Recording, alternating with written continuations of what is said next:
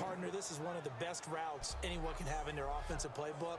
Tough to defend because you think it's a go route, and then he breaks it back on the comeback. But there's one other thing you need as well. A well-thrown ball? Exactly right. You have a guy who has some precision in throwing the football because of the timing of the route. Before he reaches the 4-yard line.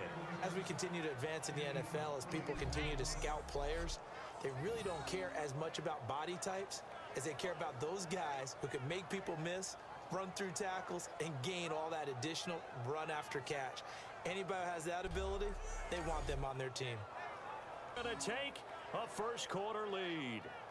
Well, that's how they envisioned it, get the football to start the game and score it. And I don't know if that was scripted. Was it an audible? Or was it just a play call that they had in their pocket?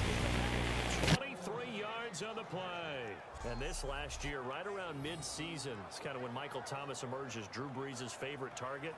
And he finished leading all rookies, 92 catches, over 1,100 yards. And one of the things I remember most about learning about Michael Thomas last season when I did a Saints game was finding out how much winning meant.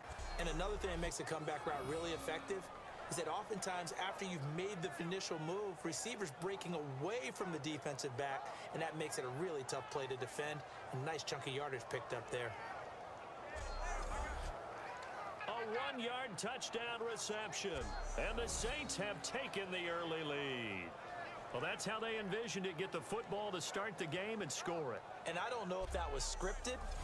Was it an audible? Pulling that one in from a guy, as we know, who can really blaze. He's got a lot of speed. And that speed can work for him so many different ways.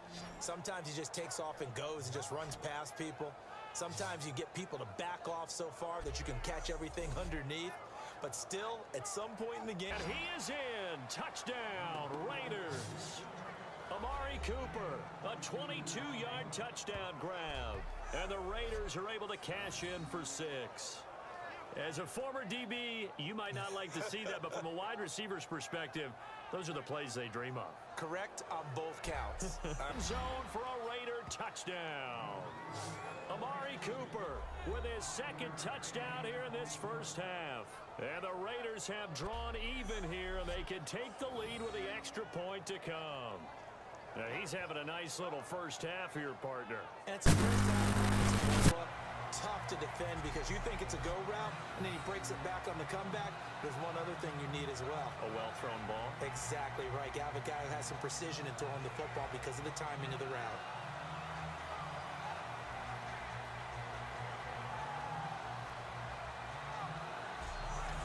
Well, we know he's got the speed there. He needed the speed and the hands. A great catch.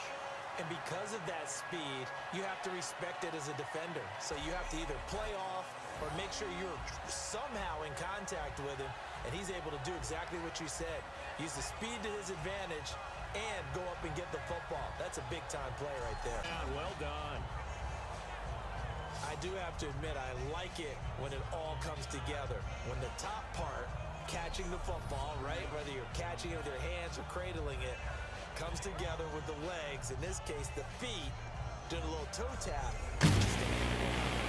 Now that play will end up on the highlights and you'll see it all over the place, but what you won't see, the offensive line that bought the extra time, that allowed for the big completion downfield, those guys made that play possible.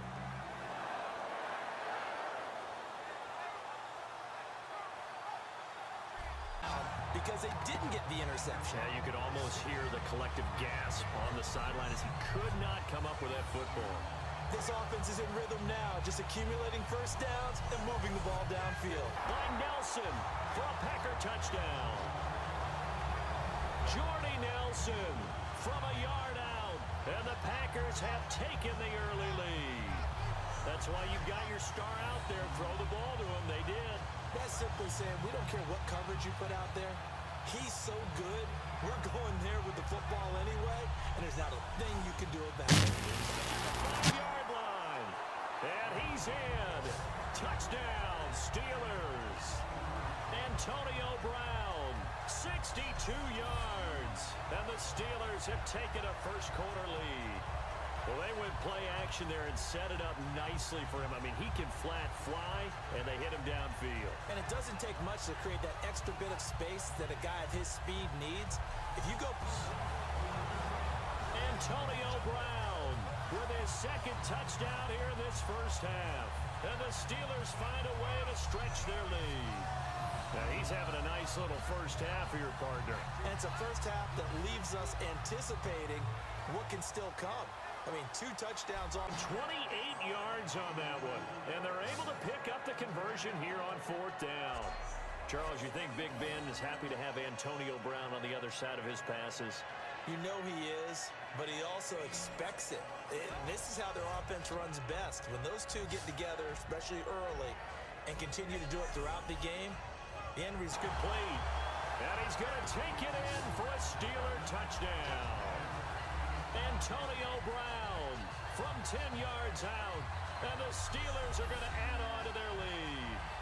And this is obviously quite a performance. And most of the time when we talk about someone putting a team on their back, I think we're talking about a guy who runs the football. This yards. Catches like that from Mike Evans, just another reason he was the 7th pick in 2014. It's almost not fair because you can see the frame. What is he, about 6'5" or so, somewhere in that neighborhood? So his catch radius is absolutely tremendous. That makes it very difficult to cover him, even if you... Mike Evans with his second touchdown in this opening quarter. And the Bucs are able to strike for 6. So they've had 2 drives, and he's had the 2 receiving touchdowns. And how about a game plan where you decide to force feed or feature someone? And the Bucs are able to make this a close game again. So they lob it up on the fade, and really a great play to go up and make that catch.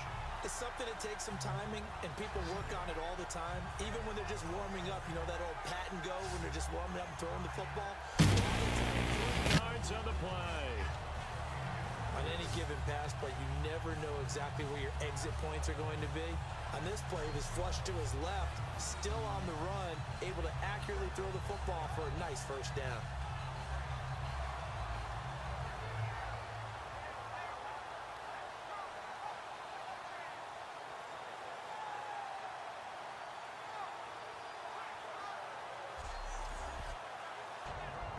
A great job pulling that one in from a guy, as we know, who can really blaze. He's got a lot of speed. And that speed can work for him so many different ways. Sometimes he just takes off and goes and just runs past people. Sometimes you get people to back off so far that you can catch everything underneath. But still, at some point in the game, you're probably going to have to make some... And that is caught. He's got it for a giant touchdown. Odell Beckham, 46 yards. And the Giants are an extra point away from tying up this football game. And that was really just a great battle for that football on both sides. The result is a touchdown. Ordinarily, I'd like to say it was a win-win, but it really wasn't because the defender, while he was there with excellent coverage, he didn't get the benefit, did he? But he's not going to get chewed up in film session, will No, he? he was right there. They'll tell him. Clicking, Ryan and Jones, and we've seen multiple hookups here in this one. Usually their offense is clicking, and that's why they're winning. Yeah, they tend to follow what those two do. They set the tone for either a good day or maybe a tougher day. End zone touchdown, Atlanta. Julio Jones on his way to a monster game. 3 first-half touchdowns. And the Falcons will extend their lead. So not only is that his 3rd touchdown catch of the game, he's done it here in the first half. I'm not sure defensively what they're going to come up with to slow him down because already we're seeing him run past, over, through. Julio Jones, 42 yards. And the Falcons have taken the early lead. Boy, that route is really tough to cover because if they're running it correctly, you think it's really going to be a slant. Yeah, well, we talk all the time about how it's tough to execute offensively, but you're saying, don't forget, it's tough to cover for the defense, too. Yeah, the #1 thing that you're taught is to not get caught inside or get inside. First down here before he goes down at the 26. He's such a good route runner. Shows it there on 3rd down. Very proficient and a good pass. And you know what I've observed over the years in the NFL? The better a route runner you are, the more confidence your guy's going to have in you to go to you in important times because he can trust you being in the right spot, and they connect. Caught for a Colts touchdown.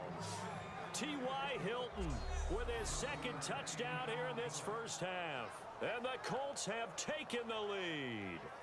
Boy, what a job there. Fourth down that far away from the end zone just to get it in, get that. T.Y. Hilton, 73 yards.